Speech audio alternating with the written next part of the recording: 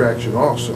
You know, we're not the only ones that's filling this budget here. So, you know, they have their own budgetary concerns, you know, but, you know, we're still talking and we're trying to get some cooperation and some help from them also. So, excuse me, you said we have currently the U of M Flint Safety Department partnering with us, where they are working more of the downtown area. They have agreed to start patrolling some of the downtown area. Yes, they have. They haven't started, but they've agreed to. They have already started.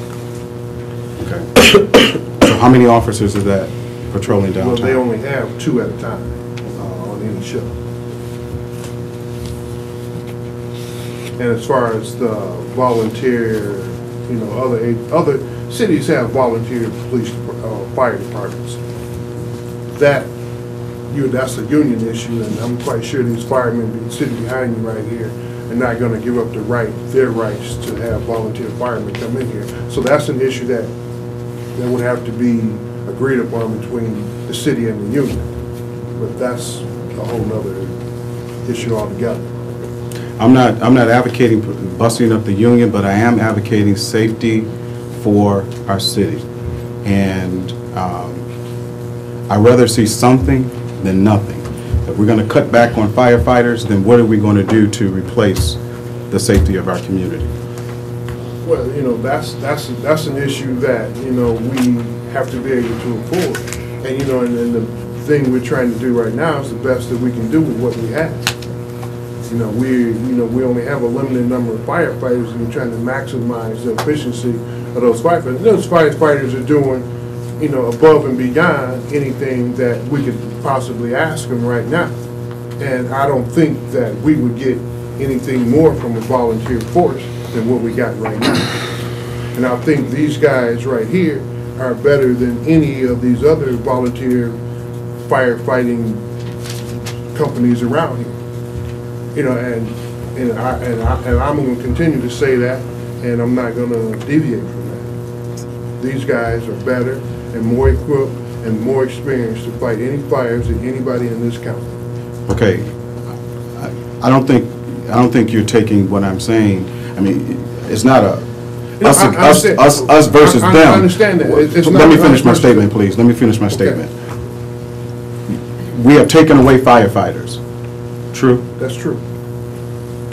So if we've taken away firefighters, what can we do still yet to keep the level of response or near close to the level of response of protecting our city of fires?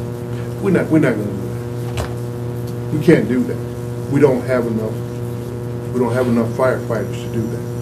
There's, you know, let's not let me just come here and tell you something that's not true, because I'm not going to do that. Mm-hmm. You know, if we taking firefighters out, we're not going to keep the same level of response. We can't afford to do that.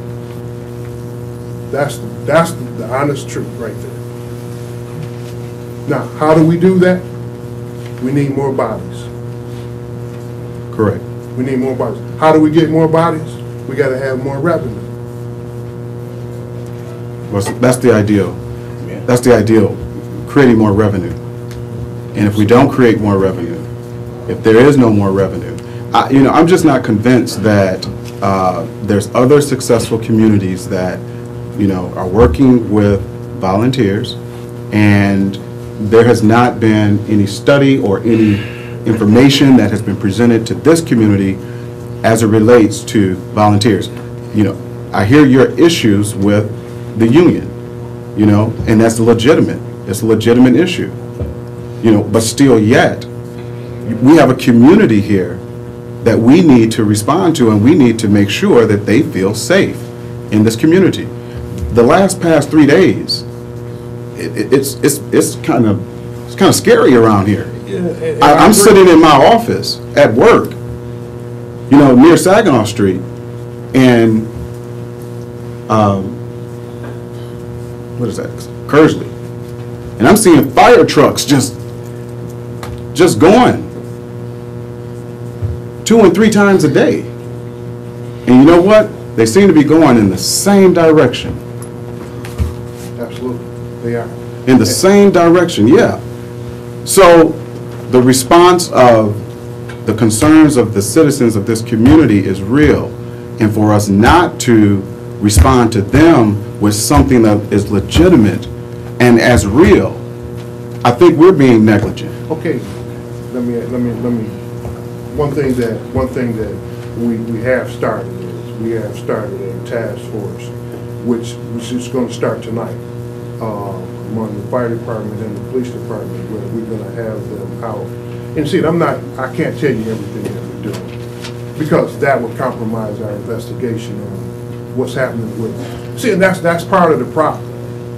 Part of the problem is I can't share everything with you in a public forum like this, because we have investigations that would compromise those things. But we have started a task force, which is going to start tonight. They'll be out patrolling the areas that we think the fires may start. Now, also, the arson guys going to start a reward for information, $5,000 for anyone that can give us information for people that started these fires. You know, but as far as the other things that we're doing, I can't share that. Can I ask you a question? We're not just sitting back doing nothing. Where is the $5,000 coming from? That's coming from it's not coming from us. It's not coming from us. But Where's it coming from? It's coming from the feds. All right, I'm done, but I understand your frustration. I understand. Yeah, because we are the first point of response with the community, and we don't know what to say. Well, you know, but see, I can't just answer those questions, because you know their safety is my concern also, and for me to tell you all the things that we're doing or trying to do would compromise the safety of the citizens also. So, you know, I can tell you some of the things that we're going to do, but I can't tell you everything that we're doing. Thank you. Councilwoman Papa. Thank you, Mr. Chairperson. I would request that the President of the Union, Mr. Rao, firefighters, maybe you can give us some outlook on Mr. Lawler's input on volunteers. I see a firefighter over here, he was kind of shaking his head. Can you give your take on volunteer firefighters, if you're willing to have some volunteer firefighters, or what's the pros and the cons against, because Mr. Lawler's really, you know, reaching out. Is it possible that this could happen? And before he does, you know, I don't want to get in a back and forth between the union and the administration and do, you know, this isn't a negotiating table. I understand what you're asking. Right. But I would just ask you to, wherever you are,